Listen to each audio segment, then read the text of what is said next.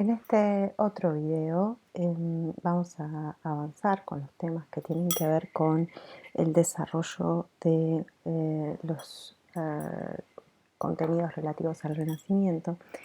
Y lo que vamos a tratar de ver acá es una de las otras, de las tantas cuestiones que habíamos visto que se relacionan eh, con la definición misma del Renacimiento como proceso artístico y que es la que tiene que ver con la recuperación de la antigüedad.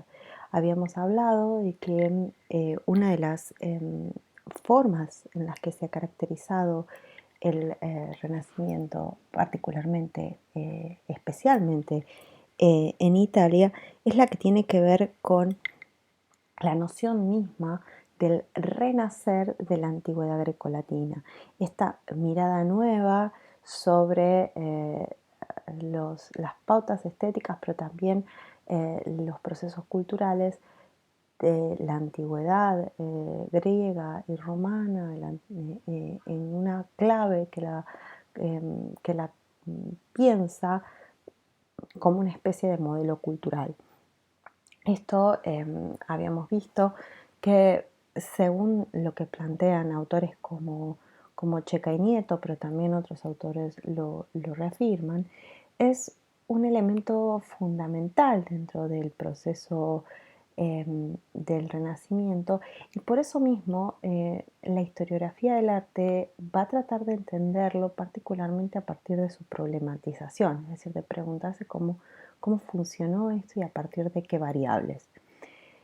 Según la observación que hacen Checa y Nieto de una buena cantidad de obras, acá en este caso vamos a ver una obra escultórica de Donatello, pero podríamos pensar en obras también de Mantegna, de mismo Brunelleschi. Las citas a la antigüedad clásica, en este caso podríamos pensar, por ejemplo, en el contraposto, el uso de un canon proporcional para la configuración de las relaciones entre cabeza y cuerpo, la misma idealización que se hace de la figura humana a partir no solo de su representación juvenil, sino también a partir de sus mismas proporciones. Así como lo que vamos a ver en imágenes posteriores, así como esto también se utiliza en las referencias arquitectónicas de columnas, capiteles, cúpulas y demás, todo esto, dicen Checa y Nieto, genera una especie de tensión, de problema, incluso de contradicción entre los temas que se representan o las tipologías en el caso de la arquitectura y los sistemas de representación. ¿Por qué? Porque en principio eh, esta utilización de la antigüedad clásica como una especie de lenguaje formal, de lenguaje compositivo de las obras, lo que está haciendo es utilizar un sistema de representación que tiene su base en formas racionales, en formas incluso antropocéntricas, centradas particularmente en la medida y la escala humana, que es aquello que habían codificado los griegos y que luego los romanos adoptan. Sin embargo, todo esto lo que genera, digamos, a lo que se está aplicando, mejor dicho, es a una serie de temas o de tipologías que son netamente religiosas, cristianas, que por la definición misma de la religión, ustedes saben, la religión se basa sobre cuestiones que son dogmáticas, es decir, sobre verdades incuestionables e inexplicables. Eh, por su misma lógica, los temas no son racionales. Por lo tanto, se utilizan sistemas de representación para la representación de temas que no lo son, que no son racionales. Eh, En este caso, particularmente, con lo que me encuentro es con la figura del David. La representación de David acá en este caso está haciendo referencia particularmente a un relato del Antiguo Testamento en el cual David se enfrenta con Goliat y lo vence a pesar de su evidente desventaja física frente al gigante. Es decir, estoy ante un tema que es netamente religioso. Sin embargo, la forma en la que se lo representa no solo es racional en términos de la utilización del canon, es naturalista en la utilización del contraposto, y además es idealizada, fíjense la forma en la que se compone ese cuerpo, sino que además es claramente alusiva al modelo clásico. Es una figura religiosa y sin embargo, por ejemplo, está desnuda. Esto es fundamental también para entender esta tensión o esta contradicción a la hora de la organización de los espacios religiosos. En el caso de la Basílica de San Lorenzo, que es lo que estamos viendo en este momento, Brunelleschi lo que organiza particularmente es un esquema en el que prioriza la racionalidad, la perspectiva humana. Hay, si se fijan, a partir sobre todo de estas líneas que yo tracé sobre la imagen para que sea más claro, hay una insistencia en la visión perspectiva, en la noción del orden, pero también en la noción de la proporción matemática a partir del ojo humano, a partir de la visión humana. Fíjense que yo acá perfectamente podría trazar el punto de fuga, las ortogonales, y tendría un espacio claramente organizado a partir de la visión humana. La construcción, además, la misma decoración, recupera toda la forma grecolatina. Fíjense, la sucesión de arcos de medio punto, el casetonado del techo, toda la serie de pilastras que hacen aún más visible todos los arcos de medio punto que arman también las naves laterales. Incluso, y esto es algo que tiene mucho que ver con su ubicación en Florencia, la utilización de esta piedra gris, esto que ven aquí no es pintado, es una piedra que es grisácea, que se llama Pietra Serena. La Pietra Serena es una formación caliza de la que hay mucho en la región de Florencia, y que es considerada algo así como una piedra nacional, es una piedra regional, digamos, con lo cual utiliza esa piedra para realzar precisamente todas estas formas. Utiliza la piedra para la construcción de estas columnas, claramente alusivas a lo clásico por los capiteles. Utiliza la piedra para marcar los arcos. Fíjense cómo también lo utiliza en el arco que preside el ábside. Y fíjense que si yo me voy a cómo se organiza esto desde la misma proyección, es decir, desde la misma idea del espacio más allá, aún antes de el comienzo de la construcción, la planta misma sigue basándose en la cruz latina. ¿Recuerdan la cruz latina que habíamos pensado, que habíamos visto como forma básica de la iglesia cristiana a partir del medioevo? Sin embargo, lo que va a hacer es organizarla en función de volúmenes matemáticos constantes, es decir, utiliza la medida del crucero, fíjense que es un cuadrado, que lo repite a escala, digamos, formando la nave central, lo repite en el transepto y lo repite a escala para armar las naves laterales. Incluso lo repite en las sacristías y lo repite en el ábside. Es decir, hay un modelo, un módulo matemático que lo va a utilizar para construir un espacio perfectamente racional. Esta vieja sacristía, nos vamos a detener un cachito acá, esta vieja sacristía es enviada, digamos,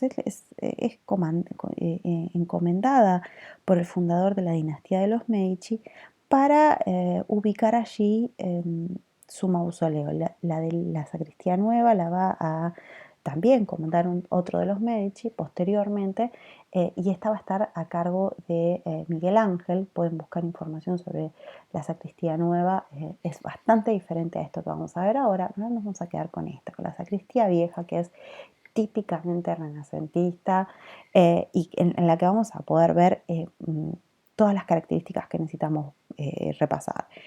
Fíjense, la planta es un cuadrado, ¿no? Es un cuadrado de la misma manera que en la misma escala, ¿no?, que el transepto y que todo el volumen de la nave.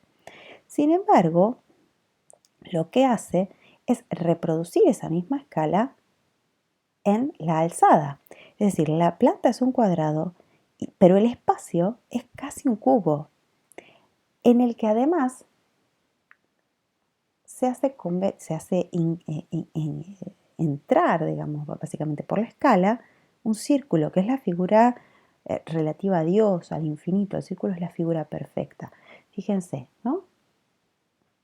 Entra un círculo y luego entra un círculo acá y entra un círculo acá. Ahora, a la vez, en total, la elevación se arma a partir de la triple repetición de un volumen rectangular, este volumen rectangular, que a la vez es la mitad de ese cuadrado, ¿no? De ese cuadrado de base. Hay una noción matemática que se va a estar articulando constantemente a toda la concepción de la simetría, de la proporción, de la armonía, de lo estable, del orden, y también a la recuperación del lenguaje grecolatino. Fíjense que también, como yo veía al interior de las naves, acá nuevamente se utiliza todo el color de la pietra serena para resaltar todo aquello que conforma este lenguaje formal de la antigüedad. Tengo el arco de medio punto, otro arco de medio punto, y fíjense lo que hace, ¿no? Ese gran arco se organiza a partir de un eje de simetría que replica, ¿no?, lo mismo en ambos lados, y a su vez de cada lado puedo trazar otro eje de simetría, ¿no?, que vuelve a dividir en dos estos espacios. Fíjense, frontis, columna, pilastra. Tengo toda una serie de elementos claramente alusivos a la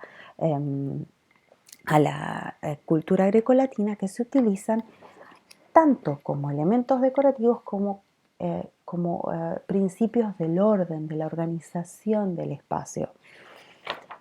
Eh, Esto es importante porque hay una búsqueda, una preocupación que se hace evidente desde el antes de la construcción. Es decir, acá empieza a distinguirse gradualmente la figura del arquitecto de aquel que está encargado de la realización de las obras.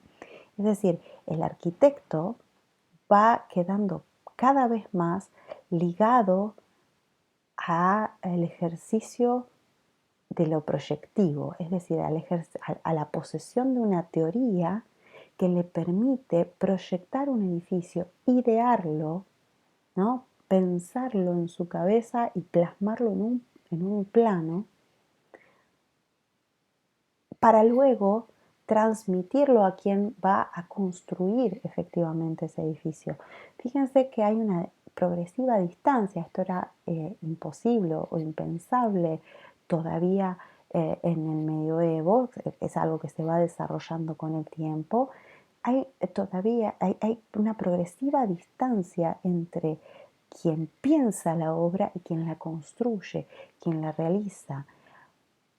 De manera gradual, el rol del arquitecto, y esto se va a hacer extensivo incluso a digamos, buena parte de las artes visuales en general, y también de la música, es decir, es algo que va haciéndose expansivo. Progresivamente el artista va a quedar cada vez más vinculado a la etapa intelectual, al proceso mental de la creación y no tanto a la ejecución. Esto es aún más visible en el caso de la música, donde el compositor es quien escribe, quien imagina, quien diseña la obra, y quienes la ejecutan son aquellos que pueden leer, pueden decodificar aquello que está escrito. En el caso de esta sacristía, lo que además podemos ver es una voluntad de superación y de intento de solución a problemas técnicos complejos. Fíjense que para poder, como se ve aquí, ¿no? Este volumen que es cúbico, ¿no? Es un cuadrado con una elevación cuadrada también, se lo corona con una cúpula semiesférica. ¿Por qué? Porque allí podemos inscribir este volumen esférico. Y sin embargo, ustedes pueden imaginarse que es bastante complejo poder apoyar una cúpula semiesférica sobre una planta que es cuadrada. Brunelleschi lo que va a hacer aquí para poder resolver el asunto es básicamente servirse un recurso que se utiliza mucho en Bizancio, en el arte bizantino, que son las pechinas. Es decir, esto que ven aquí, estos triángulos, se llaman pechinas, y que son básicamente como una especie de articulación, de complemento, que lo que hacen es permitir que este arco en medio punto se articule, se adhiera, se adapte a este círculo que constituye la cúpula. Esta voluntad de resolver problemas técnicos complejos, este desafío, esta búsqueda de experimentación, ya no tanto con los materiales, sino con la proyección misma, el cálculo matemático, es lo que Brunelleschi, lo que va a hacer que Brunelleschi sea conocidísimo y adquiera un gran lugar dentro de la historia de la arquitectura, precisamente por ser el responsable de la construcción de la cúpula del Duomo de Florencia. Ustedes saben que, y si no saben se los cuento, la catedral de Santa María del Fiore en Florencia fue comenzada a construir en el plano de una iglesia, con un proyecto de iglesia gótica, porque fue comenzada precisamente en el siglo XIII. Lo que va a hacer Brunelleschi es terminarla, porque lo que le faltaba a la catedral era su cúpula. Y lo que va a hacer él es tratar de adaptar su proyecto racionalista, matemático, para imprimir sobre ese proyecto que ya estaba muy avanzado, esta mirada ligada a lo, digamos, tanto a la cultura grecolatina como al proyecto racional. Entonces, lo que va a tratar de hacer es una cúpula que busque abarcar todo el ancho y el largo del transepto. Recuerden el transepto, ¿no? Ese volumen que se ubica de manera perpendicular a las naves. Entonces, lo que va a tratar de hacer es precisamente abarcando todo el ancho del transepto, es decir, el ancho de las 3 naves, lo que va a tratar de hacer es tanto darle centralidad, ¿no?, a ese espacio, a pesar de ser un espacio en el cual ya tiene impreso un sentido longitudinal, como también desarrollar toda una experimentación técnica. ¿Por qué? Porque se encuentra con la complejidad de poder abarcar básicamente una luz, es decir, un vano de más de 40 metros.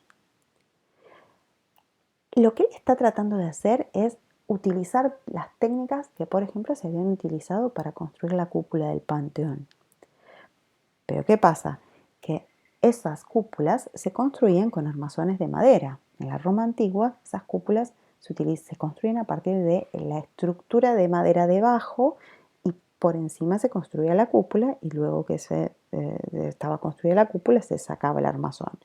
Sin embargo, el problema que él tiene es que no consigue, no puede obtener estructuras de madera, o sea, árboles básicamente, con esa cantidad de metros que le permitan armar esas estructuras sobre las cuales construir una cúpula de más de 40 metros de luz. Entonces, lo que él va a generar es una solución que es más que nada técnica. Hace una cúpula que es doble y que es doble en el sentido que tiene como 2 capas. Entonces, es hueca y está sostenida entre sí por toda una serie como de costillas que se pueden ver aquí, como si fuera un barril de madera. Toda una serie, la cúpula interna está sostenida por una serie de costillas que a su vez están estructuradas entre sí como por especies de cinchas, ¿no?, de estructuras que las contienen. Entonces, esas costillas, digamos, cinchadas, son la cúpula interna. Y por fuera, lo que tiene es otra gran cúpula. De hecho, es posible circular entre ambas cúpulas. Lo que tiene es otra gran cúpula que está de alguna manera sostenida por esta cúpula interna. El logro de Brunelleschi, que además de ser que por supuesto es un gran logro técnico, todo esto piensen que lo realiza básicamente sin mayores recursos técnicos que el mismo cálculo y la experimentación, pero a su vez lo que organiza de alguna manera Brunelleschi es un espacio que tanto al interior, piensen que al interior es una catedral que está pensada para albergar casi 30.000 personas. Tanto al interior como al exterior se convierte en un símbolo, una referencia urbana ligada específicamente a Florencia. Es una referencia permanente y a su vez es una referencia visual permanente. Desde todo Florencia es posible ver el Duomo de Florencia, ¿no?, esta cúpula. Por otra parte, y esto, digamos, para ir cerrando con algunas cuestiones, hay que tener en cuenta que precisamente este gran rol que van a estar desempeñando los burgueses y estas aristocracias mercantiles en estas ciudades-estado del norte de Italia, van a también promover la aparición de nuevas tipologías constructivas. Una de ellas, fundamental, es el palazzo, ¿no?, el palacio urbano, que son en definitiva espacios familiares, es decir, son espacios para la vivienda. En muchos casos incluso en la planta baja se desarrollaban las actividades comerciales y en las plantas superiores se ubicaban los espacios de residencia. Ahora, ¿cómo se construyen? En principio, lo que está operando aquí es, en términos digamos, de significación, de simbolismo, son construcciones urbanas que están muy vinculadas con esta búsqueda de la distinción, de la visibilización del poder social y del poder político y del poder económico. Ahora, en términos constructivos, lo que yo encuentro es la combinación en una nueva tipología de aquello que yo ya vengo, digamos, observando en todas las otras em, producciones. Por un lado, la utilización de los planteos geométricos, ¿no? Si me fijo, toda la construcción, inclusive esas cornisas, esas grandes cornisas que lo coronan en la parte superior, está pensado a partir de la geometría, la simetría, de la organización a partir de una mirada humana, ¿no? Inclusive la escala, fíjense la escala está pensada a escala humana, comparen esto con las escalas de las catedrales góticas, ¿no? Pero a su vez lo que voy a encontrar es también toda la recuperación en esta visión así simétrica, ordenada, racional de los recursos de los que provee la antigüedad grecolatina en términos lingüísticos, ¿no? Fíjense, todos los arcos, de vuelta, arcos, incluso se juega con el arco dividiéndolo en dos. La superposición de órdenes, fíjense, ¿para qué? Para hacer aún más visible la escala humana, la simetría, los frontis. Todo esto, ¿por qué? Porque se insiste, ¿no?, en esta organización a partir tanto del principio racional, geométrico, antropocéntrico, como el de la recuperación de lo grecolatino. Internamente, lo que suele encontrarse en estos palazos es una estructura que también de alguna forma recupera la estructura típica de la casa romana. Es un patio descubierto, central, rodeado por una galería a la que dan las habitaciones. Fíjense cómo aquí, de vuelta, se vuelve a utilizar esta piedra serena, esta piedra gris, tanto para resaltar las referencias clásicas, ¿no?, las columnas, los arcos de medio punto, como también para resaltar la superposición de órdenes, la superposición de los cortes horizontales que generan esta superposición de órdenes.